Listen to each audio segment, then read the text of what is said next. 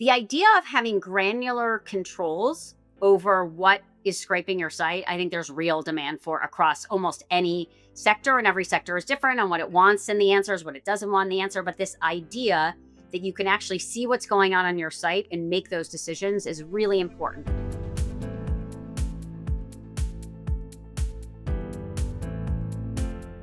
Hello, and welcome to the Media Copilot. It's a podcast that explores how AI is changing media, journalism, and content creation. I'm Pete Paschal, longtime tech journalist and founder of the Media Copilot, and I'm excited to bring you fascinating conversations with fellow journalists, media executives, and the people building how the business of news will work in the future. This week, I'm thrilled to talk to Stephanie Cohen. Stephanie is the Chief Strategy Officer of Cloudflare, which just made some big news when it comes to AI bot scraping on the internet.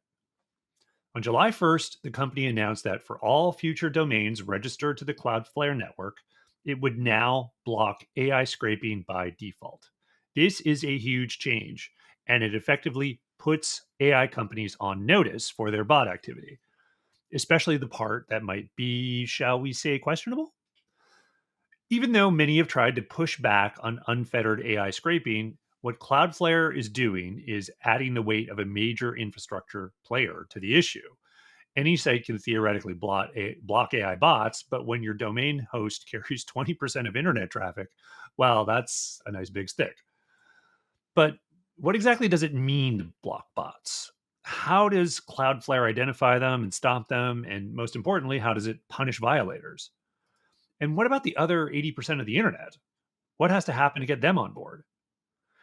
With AI web browsers now part of the ecosystem, it definitely feels like bots are on the verge of exploding. And how does that change the picture, too? Luckily, Stephanie has lots to say about all of those questions. And from our conversation, I could actually start to see the outlines of an AI content economy starting to form. I hope you enjoyed the podcast. And if you do, I'd encourage you to share it with a friend or a colleague. I'd also be grateful if you'd consider subscribing to the Media Copilot newsletter if you haven't already. The link is in the show notes. Also, two more quick notes. One, I'm offering a monthly class on AI for beginners. It's only 60 minutes. Like everything I do, it's focused on practical takeaways for media professionals, people in journalism, PR, or communications. And it's only $49. Each one's a live class, so it's always up to date, and I guarantee you'll walk away with something you can apply in your day-to-day. You can sign up at mediacopilot.ai. And also, for deeper, more comprehensive training, I'm offering 2 extended courses in the fall. Each one lasts 6 weeks, one's for journalists, one's for PR and comms, and these are loaded with lessons on things like deep research, automating workflows, and even building your own AI agent. There's tons of live workshopping, plus you get to do a project that is personalized for you, so you're guaranteed to upgrade the way you work.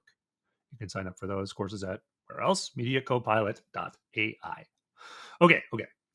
Back to the show and my conversation with Stephanie Cohen, Chief Strategy Officer of Cloudflare. Stephanie, welcome to the Media Copilot. It's great to be here. Thanks for having me.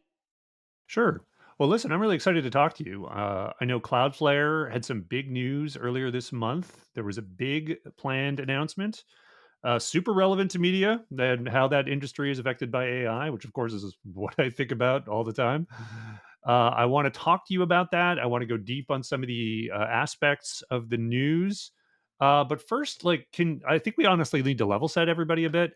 Cloudflare, obviously very important company, but may not be top of mind all the time to folks in my audience. So even if they're familiar with content delivery networks and Cloudflare, they may not be fully familiar with like everything you do and all the aspects that touch this very media relevant issue specifically. So give me just like the really short elevator pitch on like what is Cloudflare, what are they doing, and then we can get to the news. Great. So Cloudflare is a leading internet infrastructure provider. So we work with millions of businesses. We help them build and run their applications so that they're fast and secure. And we do that by having a very large distributed global network. We're actually in more than 330 cities in more than 125 countries. And the idea is we run our own hardware, and every server is capable of running exactly the same software everywhere, makes us highly reliable, makes us highly secure, and it makes us fast. All things which really matter in a bunch of different industries across all of our products, but particularly matter to the media and content space. Yeah, because you basically like you got to get your stuff in front of people. I mean, that's the bottom line, and it's got to get there fast. I mean, we all are very angry when our iPhones and our stuff doesn't show up instantaneously. It's just the world, and it's that you're the big provider of that. That sort of ensures that happens. Um, so the internet's evolving, and one of the big ways it's evolving is with AI, and AI works in a large part by having bots go out and crawl the internet in a number of different ways, and we'll get into that in a bit. But yeah, walk us through the news a bit. I mean, I talked about it a tiny bit in the intro, but there was a big pivot essentially, or a big change in how you do things and handle bot traffic specifically. So um, can you just sort of explain that, and then we'll peel back the layers a bit. Of course. So on July 1st, we changed the defaults on the Cloudflare network. And so what that meant was that for every new domain on the Cloudflare network, we are blocking AI training by default. You see it in the sign up flow, and you can easily change that. On top of that, you have the ability to individually manage AI crawlers, and you can ask to be part of our beta, which we're calling paper crawl. With the idea being that we've moved the Cloudflare network to be permission based or opt in rather than opt out. And so that every website sitting behind Cloudflare has the ability to decide to block, allow, or charge. Cool. So that's very clear. So can you like break down a couple things for me? Because I hear some stats sometimes, and I want to know like just how impactful this is. Because I hear the stat all the time. Cloudflare manages like about 20% of internet traffic. I think that's, I don't know what's the stat. You can tell me whether or not that's true. But does this mean that like of 20% of internet traffic now has this option, or is it like folks that are explicitly on the Cloudflare network? Like break that down for me, like exactly how impactful this is. Can you give me some stats and what this is going to mean? Great. So let me talk a little bit about the Cloudflare network, and then I'll talk to you about why it matters. Yeah. So the Cloudflare network, as you mentioned, more than 20% of the internet sits behind Cloudflare. And what's exciting about that is its breadth of the internet, but also depth of the internet. So we have lots of really large customers that sit behind Cloudflare and lots of individuals. We actually have millions of free customers on the Cloudflare network. What we changed is we changed the defaults for new domains. So those are Okay. new domains coming onto the Cloudflare network. Of course, we have that capability for everyone who sits behind the Cloudflare network. So they also can one click make that choice. But the change that was made on July 1st was for new domains coming onto the Cloudflare network. But you spend a lot of time in the technology space, and defaults matter. And so we started Mhm. with changing the defaults for new domains on the network. Yeah, defaults matter a lot, and just all I have to do is honestly look at the recent antitrust trial with Google to sort of see that. And there's a reason they decided to make a deal with Apple so they could be the default on the iPhone. It matters a lot. So in that sense, okay, so for new domains going forward, they're going to be specifically asked to well, but basically, if they don't make a choice, I imagine it's opt out, right? Is how that'll work, and right? The way that it works is when you're signing in, when you're Yeah, setting up your new domain, it asks you what you want, and it's set to block AI right. training, and it's set to do that, by the way, either by blocking at the network level and or also managing your robots. So it's doing both, with the idea being that depending on the crawler, sometimes you can block at the network level, sometimes you need to instruct that crawler using a robots.txt message. But that is what is clicked in sign up, but you easily can unclick it. You can click other options. There are a bunch of other things that you can do. But if you just go through the sign up flow and don't make any changes, then what you will be doing is you'll be blocking AI training. Gotcha. And if you are an existing customer, is there anything that happens, or is it just do you get like an email telling you that this is a standard you can change, or like if you go into your settings, like see a dialogue or something? I don't know.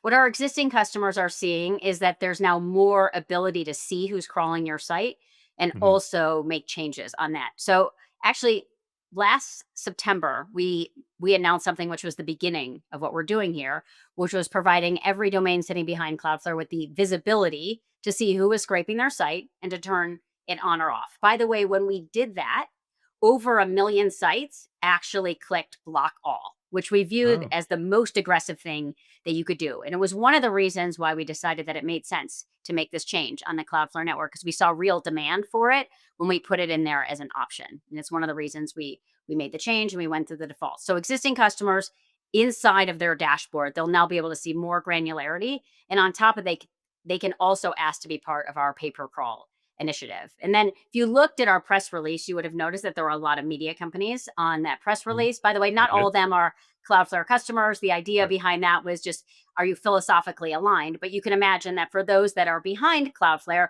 all of them were making active choices about what to do with the bots that are crawling their site. So I think just us Yeah. doing this provides more visibility. It makes you want to go look inside your Cloudflare dashboard, see what's going on, see who's scraping your site, and then make some decisions based on that. Right. So if you're a smaller publisher or content creator and might not have even thought too much about this before, there's more reason to do that. Definitely get that. So there's a couple dimensions of what you talked about there that I want to sort of ask about, and one of them is, um, keeping in mind, obviously you're the chief strategy officer, you're not an engineer, but I do want to get a little bit into what exactly this means because you talked about robots.txt, right? And that's sort of the level one of this idea of bot protection, I feel like. And but you also mentioned it goes beyond that. So in other words, if you're turning bot blocking on, or you're going with the default, what is it doing? Is it just sort of saying like, okay, I'm going to configure your robots.txt to do it, but there's stuff on top of that as well? Um, yeah. Okay, so not every model is designed the same way, which I'm sure is not surprising, meaning Mhm. that these companies are all different. They were started at different times. And so some of them have very specific training crawlers and what they'll call more Mhm. search crawlers. There are other companies that are combined training and search together. So Right. depending on what the crawler is, we can block them at the network level because the only thing that that crawler is doing is training, and so we just block them at the network level. For bots that are doing more than just training and you want their other services to come through, you instead are instructing them via robots. With the idea being that the technology we developed is we just inject this instruction into your existing robots file. So we don't replace it, but we inject it in there. And one of the things that we hear a lot about is that people are not obeying robots Sure. messages, Yeah. meaning that there are models that are not doing that. The reality is actually on the Cloudflare network, the vast majority of models are obeying robots. But the following things are happening. One, sometimes their model is being spoofed, so their crawler is being spoofed, which I'll come back to. The second thing is that we actually have noticed that there are sometimes typos in people's robots. We had a very sophisticated Oh. technology company come to us and say, such and such company is disobeying our robots. What do you think? What's going on? And we went back and looked at it, and there was a typo in their robots file. And so that was one of the reasons why we decided that we were going to do both of these things at the same time. Because if one of the world's most sophisticated technology company with really, really great engineers is messing that up, you can imagine companies that only have a couple of engineers, their predominant job is writing content, not dealing with network engineering, how important it is to get this stuff right. And so we're trying to do a bunch of things that just make it easier for content creators to make the choice of who's on their site. I find it slightly ironic that, like you said, people who are content creators are making the typos more than the engineers, perhaps. But that actually makes a ton of sense. Not just providing the tools to block, but making sure that you can sort of correct things like that. So you mentioned it in terms of like the different models and the different types of bots that they may use, and they can be the training bots and like you said, you let block at the network level, and then there's search indexing and then user agent bots. So can you tell me like a little bit about how a publisher might typically, what they might see in terms of activity, how they might want to sort of greenlight one versus the other. And then maybe we could talk a little bit about like the pay per crawl aspect of this. Cause like, certainly everybody wants their stuff seen. They just want to be compensated for it in some way. And I understand that, there's obviously a component to that that you have as well. Great. So, one, just a broad comment about how all this works, and then I will talk specifically about the publisher side. One, a lot of what we're trying to do is make sure that you know who's on your site, that they are who they say they are. And I just want to make that point because one of the things we came out with a few weeks before the July 1st announcement was something called Web Bot Auth, which is where if you're a crawler, you can cryptographically verify who you are. Because Hmm. interestingly, there's a lot of people who are pretending to be different crawlers. So if you're a publisher, you want to know who's on your site, that they are who they say they are, and you know what they're trying to do on your site. And this is this whole question between training and search and AI search and a bunch of other things. By the way, more and more there'll be agents on people's Yeah. sites, which are really just bots. And so what we've heard from the publishing universe is they want to know who's training on their material. By the way, despite the fact that we've moved into much more focus on inference, we still see significantly more training crawling than we see AI search crawling on our Interesting. network. By the way, to the tune of 90-10 ish or 95-5, depending on the time period. And so the vast majority of the traffic you're going to see is going to be around training. By the way, it depends on the site.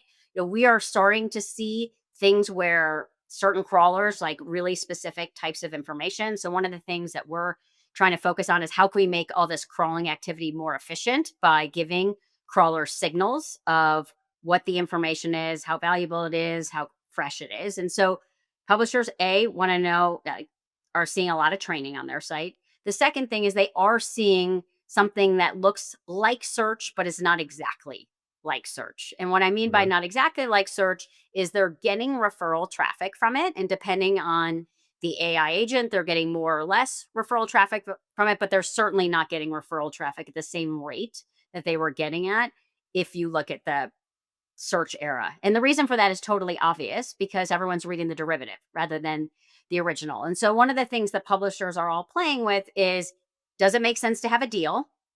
If I have a deal, how do I make it so that deal is valuable? And the only way to make sure that deal is valuable is blocking everyone else. Otherwise, if everyone else gets it for free, why is someone going to pay for it? And Sure. then figuring out in the trade of, I used to have a lot of ads and subscriptions, how much of that is going away? And then how do I think about that relative to what I charge? And my own view on this is that we are so early in trying to figure this out. And our goal was to create the conditions for our market to develop, not to say that this is exactly how the market's going to look for the next decade. Right. And so it sounds like because of that, you're leaving a lot of this, and probably would be anyway, but like the levers in the hands of the site owners and the publishers for them to sort of determine their own pricing. Um, and I wonder about this because I talked to the folks at Tollbit and ScalePost a little bit, which obviously do more um, sort of, I guess, CDN agnostic systems, if that's even a term. But does this pay per crawl program then compete with them? Is it complementary? How do you see it?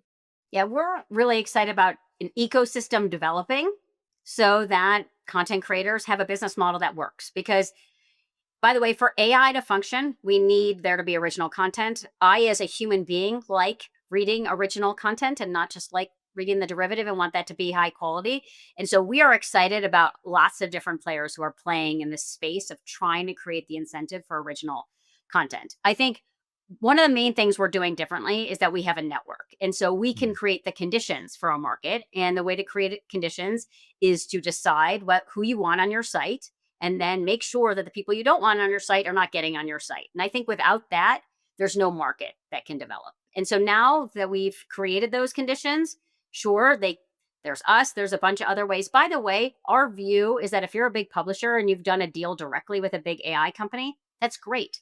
You can do that deal directly. That doesn't go through the Cloudflare pay per crawl mechanism, but we'll help Sure. you enforce that deal. And so I think there's a bunch of ways this is going to develop. There's the big publishers, big AI companies. There's a long tail on both sides. I think there's a lot of opportunity for there to be a robust business model that can develop for this ecosystem.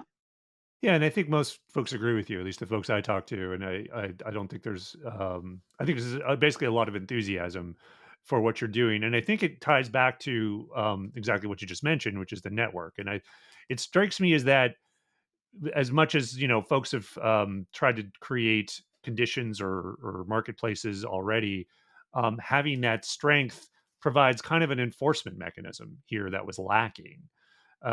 So, in other words, everything you sort of mentioned about spoofing and maybe bad bot behavior, which might be exaggerated, might be not, but at this point, with Cloudflare involved, there can be um, more recourse than just suing somebody.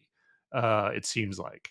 Yeah, Is that we fair to like say? that there's a technical solution to this. And Hmm. I think we find this in technology, like probably across all of time, but I only really know my lifetime, which is that the technology moves faster than things Right. like regulation and the courts tend to move. And so where you can create a technical solution that's, by the way, a wide standard. One of the things that Cloudflare has done for a really long time is work with these large standard bodies to make sure we develop standards that work for the internet. I think we haven't mentioned it on this in this discussion, but Cloudflare's mission is that we help build a better internet. We take that very seriously, and the help is the most important word in that sentence because we do it with a lot of different people. And we believe a better internet includes one that has standards that work that Mm. allow business models to flourish.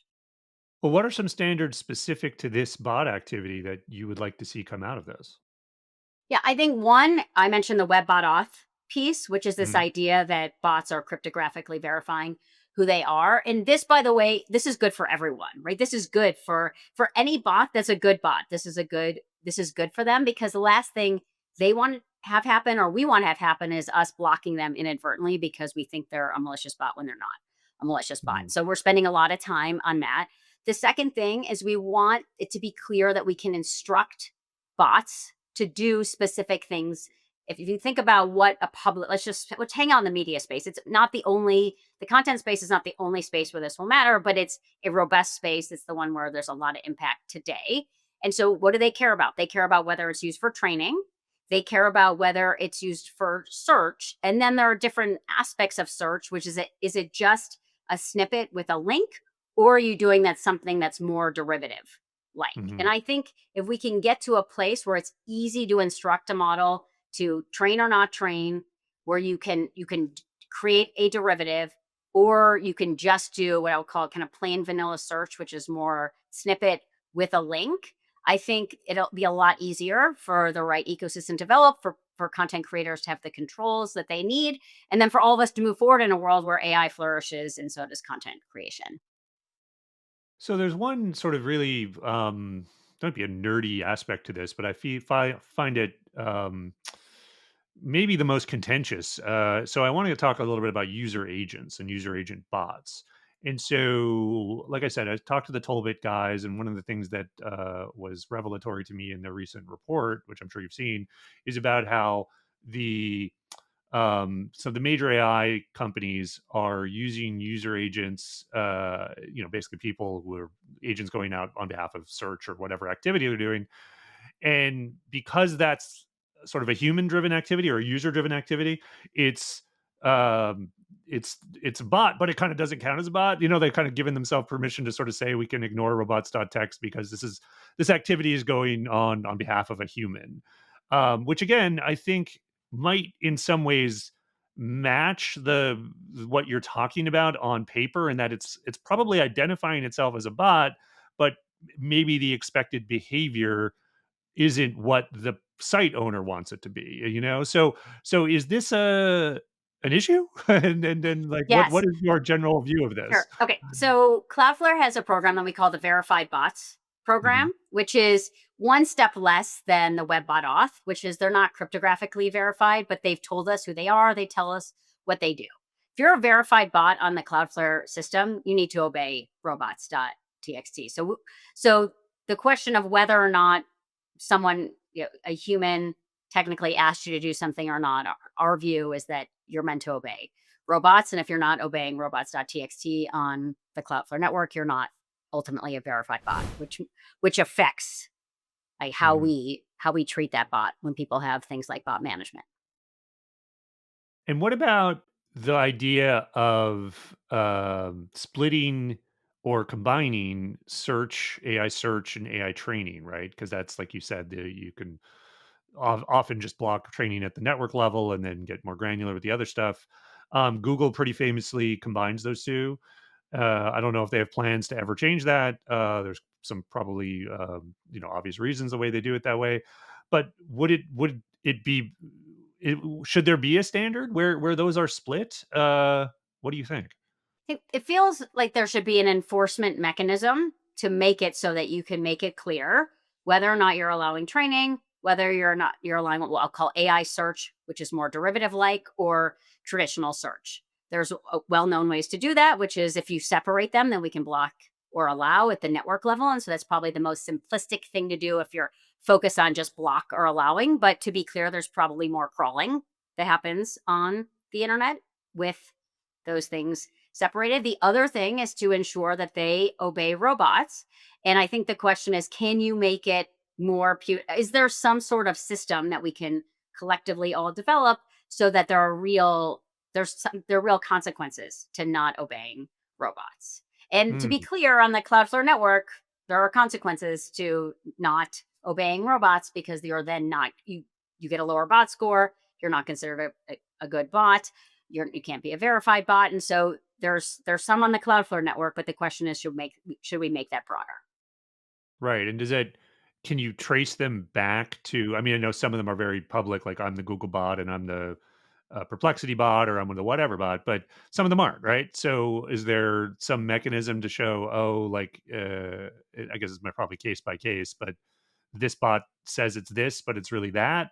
And if in those cases, is there stuff out even outside of just punishing the bot to punishing the actor for doing bad behavior? Yeah, a couple of things. One, the great thing about what we're doing is that it's being done on the Cloudflare network, which has been around for almost 15 years, and our we have many ways to be able to tell is something a human, is it a bot, is it a good bot, where does it come from? We Mhm. fight bad actors every day on the Cloudflare network, and so there's lots and lots of systems, lots and lots of machine learning, like lots and lots of analytics that tell us what that bot is, what it's trying to do, and whether it's a good bot or a bad bot.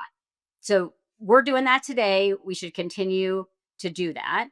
I and then the added comment I'll just make is that if people, and this gets to like some of the complexity on the network, which is why having a network player involved in this is so important. Sometimes that type of behavior is actually not the original bad actor. It is someone spoofing that person's Mhm. crawler, what trying to make it look Right. like it's them. And so I'm not saying a very large percent of the time that is what is going on. Having said that, if there's someone behaving like a known bad actor on our network, we will deal with them accordingly. Gotcha. On the internet, they used to say, "No one knows you're a dog." No, no one knows you're an AI bot, I guess, sometimes, except Cloudflare.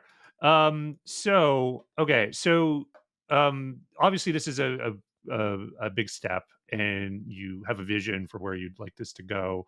What are some of the other dominoes that need to fall to get to this better future that where it's a thriving ecosystem?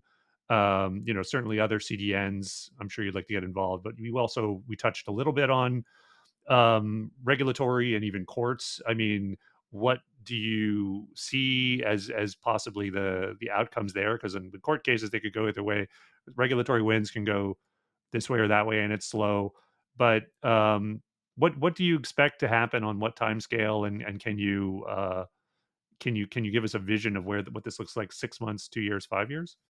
Okay, so I normally would say I left my crystal ball at home, but my at home. So, anyways, I don't have my crystal ball in front of me, but a couple of things. One, I think creating these conditions matter. I think getting and a really important part about that is the nerdy webbot auth, like cryptographic verification, because the more that you and I and everyone is trying to send agents out to do things on our behalf, the more we want that stuff to be who we think they are. And so that is a really important part of this ecosystem really working.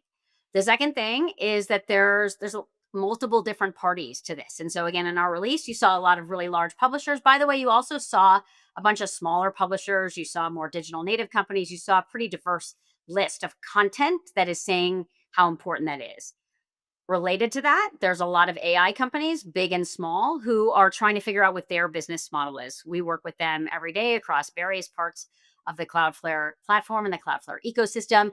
And so there's work that just needs to continue to get done between those two players. Because if you think about this, there's this whole question of how can you create the incentive for content to be created, but also how do you make the AI business model more efficient? How do you make crawling more efficient? How do you make it easier for them to tell where there's new, fresh, high quality content? And so I think a bunch of work will get done on that. Some of that's technical, some of that's business model. But then there's what a really exciting ecosystems on either side of those, which is the long tail of both. And I think that actually getting some of this to have real adoption involves those two parties, because in many ways, the market has started to meet with the big players. You've seen big AI companies have deals with big publishers.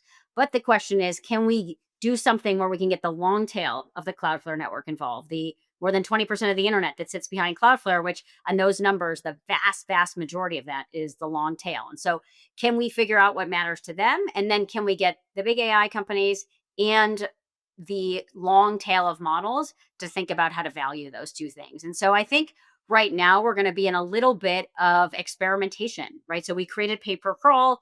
The way the Paper Crawl works is that if you are a content creator, you can say this is what I want to get paid. If you're a model, you could say this is the max I'm willing to pay. Right now those conversations are private. It's in the 402 response. They're happening privately.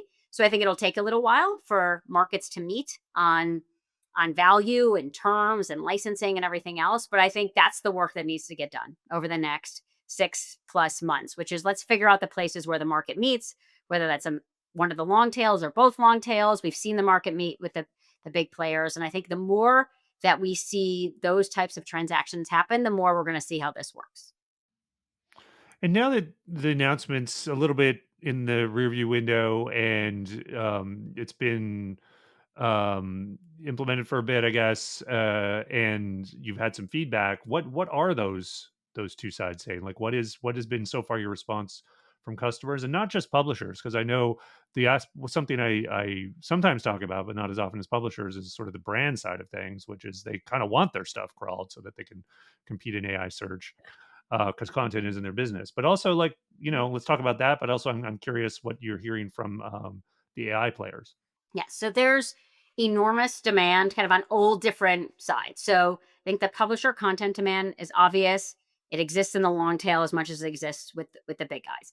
It also exists, to your point, the idea of having granular controls over what is scraping your site. I think there's real demand for across almost any sector, and every sector is different on what it wants in the answers, what it doesn't want in the answer. But this idea that you can actually see what's going on your site and make those decisions is really important. And so we are having a kind of more holistic bot management, AI crawling conversation with almost any company of any size in every sector.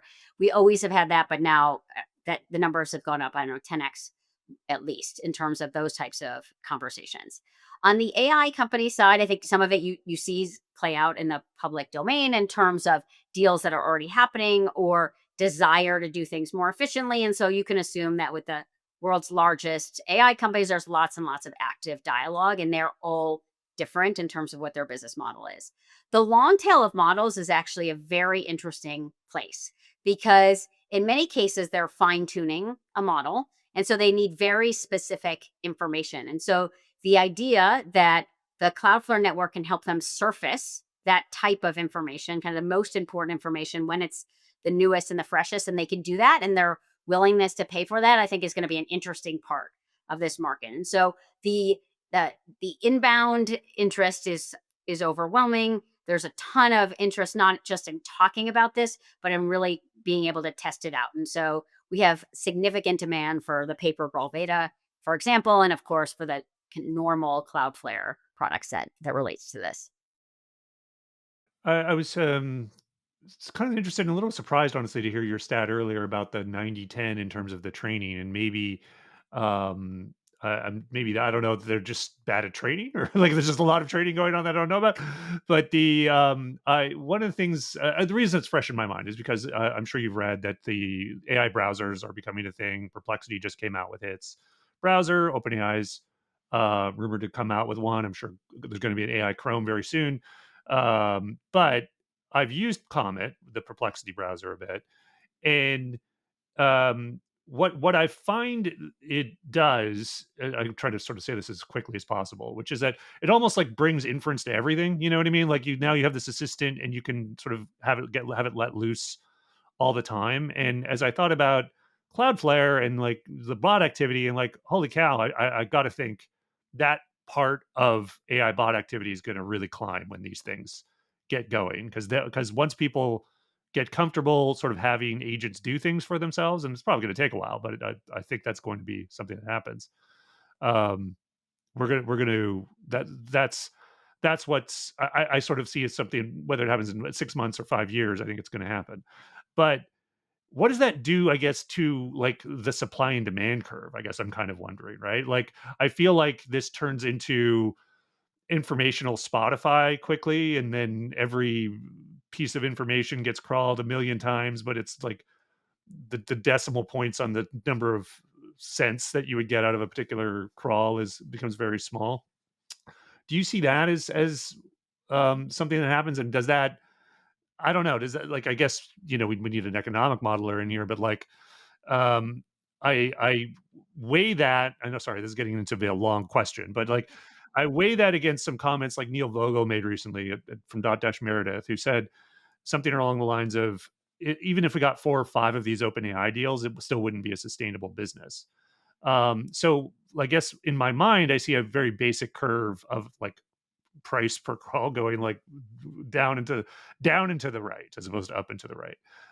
Is that just inevitable? Should people worry about that? I know it's way too early to say, but I don't know. Thoughts on exploding inference and what that does to a market, I guess, is the very short version of my Yeah, very I long think question. the your exploding inference point just tells you how valuable all this stuff is. Meaning, I think if you're thinking about inference and the need to do things in a browser, you want the most up to date. If you're going to send an agent out to do something on your behalf, you don't want them to do that on yesterday's information. You want them to do that on the most recent amount of information. So I do think if there's this premium on getting something that's new and fresh. And so then I think what you're trying to then do is create the conditions for high quality content to flourish. And so, part of what we believe our responsibility is in that is to give the correct signals for new, fresh, high quality content so that you're crawling the right things at the right time, but you're not crawling everything at every second of every day, and which is massively inefficient. As it relates to like what is the pricing, I think from my former finance days, having spent 25 years in the financial services sector, what I would say is a robust market's going to create you know, the right level of pricing, and I think we're way too early to tell. But if you're ensuring that when a crawler is going out to do something, it has high confidence that the thing it's going after is what it wanted. It's probably going to pay more for that than it would pay to crawl 1,000 things and have no idea which of the 1,000 is going to hit. And so I think we're quite focused on this question of how do we create the conditions for a sustainable ecosystem. And in our minds, that's one that's high quality content, right? It's not just a bunch of Me Too content, it's high quality content. And so I think we're it's not going to happen tomorrow, but there's a bunch of technical decisions that can get made that will help make that the case. And Dot Dash Meredith was one of the people that was involved in our announcement. We're working with them and many others to try to understand what their business model is in terms of what it costs, how to think about the value they create when they create their original content, and then with the AI companies and trying to figure out what matters to the business model that they're trying to create. And I think there's going to be a place where those two things meet, and it will be very valuable. But there's a lot of things that can happen between here and there, and there's a bunch of business models. Spotify's one, the ads world is another. There's a bunch of different places where markets and business models have developed. And I think we have to learn from the past, but it's not going to look exactly like anything we've seen before, is our guess. Nice. Well, let's as we wrap up, let's zoom out a little bit and just kind of like, as you think about the publishers that and content creators, particularly people in my audience probably who may be just starting to think about this kind of stuff, what's your best advice for them? And particularly, folks who I think probably are very skeptical of AI, and now that they know that this ability to block is there, they're probably just going to go 100% all the way. Is that is that the right thing to do? Because I kind of feel like there might be a danger of overcompensating here, but I don't know. What do you think is the best way to sort of navigate this if you're just starting out? Yeah, I think one, information is really powerful. And so I think understanding the metrics behind your business, which means if it relates to crawling, right? You're sitting behind the Cloudflare network, you can see who's crawling your site. By the way, you can see who's referring traffic to your site. There's a lot of things you can look at just by having the information. Without doing any sort of blocking, doing anything, you can look at the information. And I think really understanding that is important, right? If you're going to run a content business that's online, I think understanding that is really, really important. Second, I think there's a bunch of ways to experiment. You can experiment with blocking and allowing, like asking for it to be paid. There's a bunch of things that you can experiment with without deciding that you need to know exactly what it's going to look like. So experimentation, I think, is really, really important. And the only other thing I would say is that AI, there's so many great, amazing things with AI. I think AI offers enormous promise for innovation. By the way, I think can help content creators a lot. And so hopefully what we're doing is helping put some transparency and some simplicity around something which I get may not be exactly part of the day job of a content creator, but focus is really to put control in the hands of the content creator so then they can make decisions. And you don't have to make the decision immediately. You can look at the information, you can make it, you can change it with one click. And so you don't have to look at this as you make your decision on pick your date and there's nothing you can do after that. You'll be able to see the impact of your decision pretty quickly. Got it. So you can selectively kill bots Mhm. one at a time Mhm. and then sort of see which ones work best for you. Um, Great stuff. Well, Stephanie, I really appreciate you dropping by, explaining all this stuff, and it's been a pleasure. My pleasure. It's really good to meet you. Thanks for listening to my conversation with Stephanie Cohen of Cloudflare. If you enjoyed the episode, I'd appreciate it if you'd just take a minute to leave a rating or review for the Media Copilot in your podcast app. Also, don't forget to subscribe to the Media Copilot newsletter and check out mediacopilot.ai for our classes on AI for journalists, PR professionals, and communicators. Be seeing you in the future.